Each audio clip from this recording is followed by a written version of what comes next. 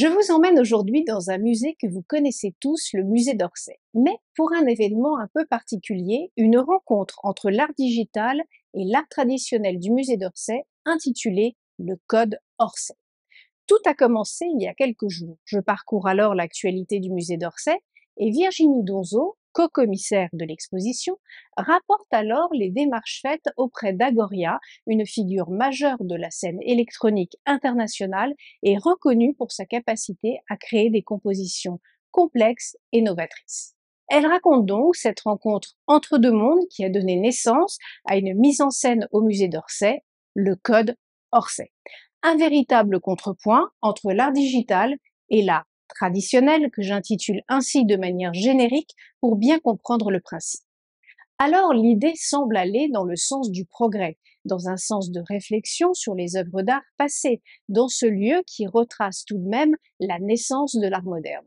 Christophe Le Ribaud, commissaire et président de l'établissement public des musées d'Orsay et de l'Orangerie, appuie cette idée. Je le cite. En réinterrogeant nos collections à travers des savoirs et des outils contemporains, les créations d'Agoria insufflent à nos œuvres une vie nouvelle et dessinent nos habitudes de regard.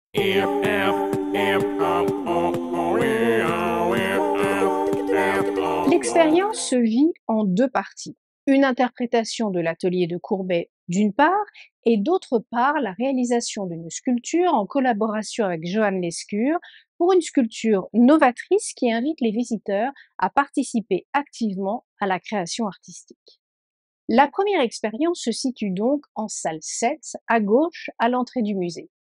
Alors, accrochez-vous bien. Il s'agit de l'interprétation par Saccharomyces cerevisiae de l'atelier du peintre de Gustave Courbet. Encore une fois, l'idée est intéressante. Il s'agit d'une création qui questionne sur le sujet de la mémoire et de la transmission au travers de la retranscription d'une expérience biologique d'une culture, d'une levure. En fait, un laboratoire dans lequel cette levure reproduirait les événements qui se sont déroulés dans la vie du peintre Courbet. Toutes ces données sont injectées dans la reproduction digitale du tableau en donnant vie au tableau.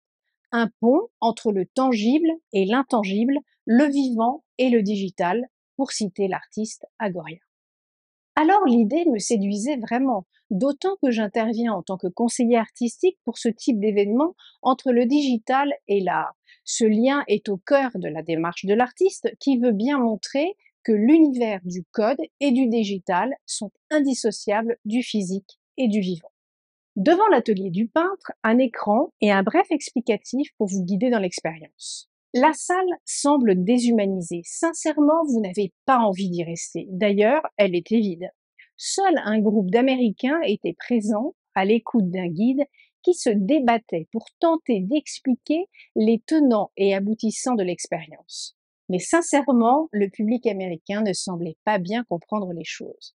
C'est raté, et cela n'a rien à voir, je le précise bien, avec l'artiste Agoria et à l'initiative de ce projet, mais plutôt à la scénographie absente, et c'est bien dommage.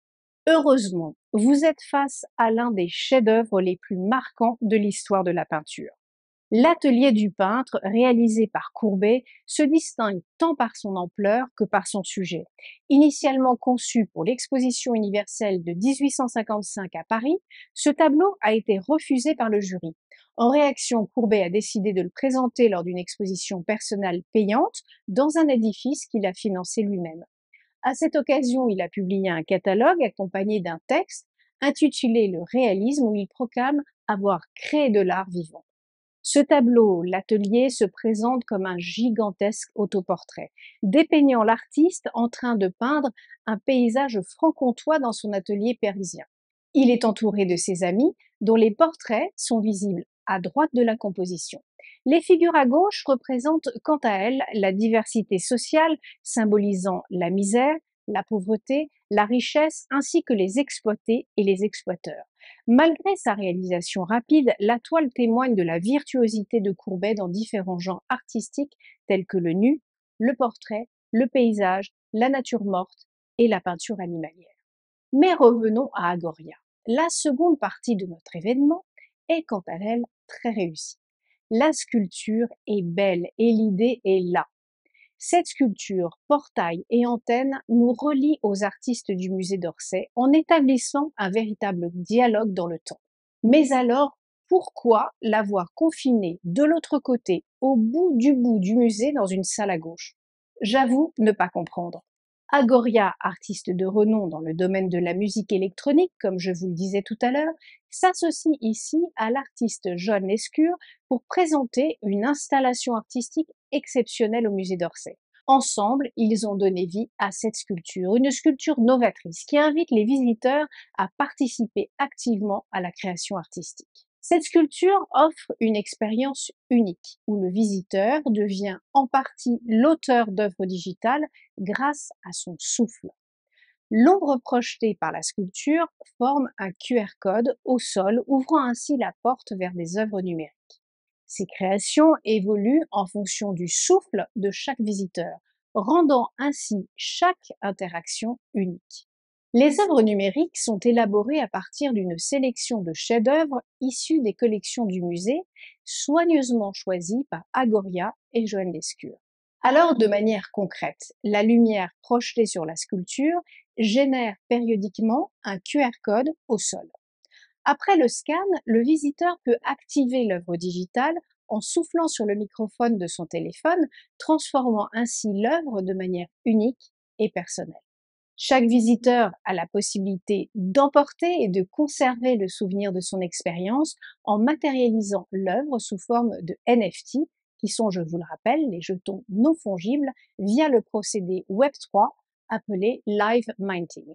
Cette expérience artistique, à la fois poétique et ludique, représente également une avancée technologique significative, car Agoria et Joan Lescure prévoient de créer entre 4 et 7 œuvres originales inspirées par celles générées par les visiteurs. Ces œuvres feront l'objet d'une vente dont une partie des bénéfices sera reversée au musée, contribuant ainsi au soutien continu de cette institution culturelle.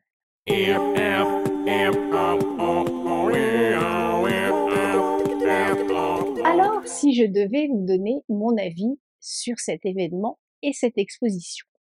Tout d'abord, pour ne pas paraître absolument négative, l'exercice du contrepoint est toujours très intéressant, une manière de rechercher des liens que l'on ne verrait pas forcément.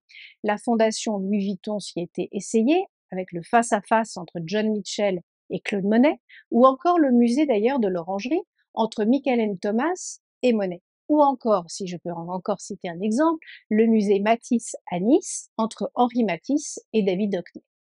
Faire voir ce que l'on ne voit pas forcément est un concept qui colle parfaitement à ce projet entre le monde du Web3 et l'art. Mais de mon point de vue personnel, la scénographie est ratée. Vous l'aurez compris, l'expérience faite à l'atelier de Courbet ne m'a pas convaincue. La monumentalité et la force de ce tableau auraient bien mérité une confrontation ou plutôt une expérimentation face au numérique. Un environnement plus théâtral, comme le sait faire si bien le musée du Petit Palais. Sincèrement, je n'ai pas pu participer à cette expérience. C'est un flop. Quant à l'installation de la sculpture, là j'ai été tout à fait convaincue. Mais j'ai été surtout convaincue par l'œuvre elle-même. Elle semble être vivante et rentre bien en résonance des œuvres du musée.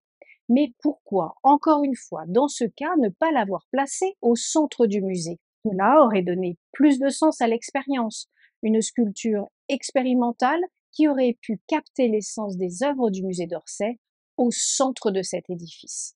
Agoria a certes créé un morceau musical en hommage au musée d'Orsay qui a été diffusé au musée en avant-première dès le 13 février, puis le 23 février lors du DJ set de l'artiste dans la nef du musée.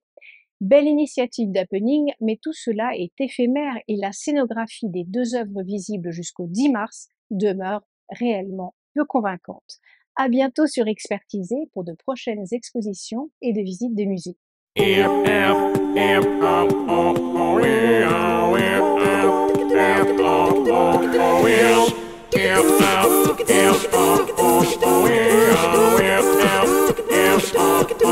We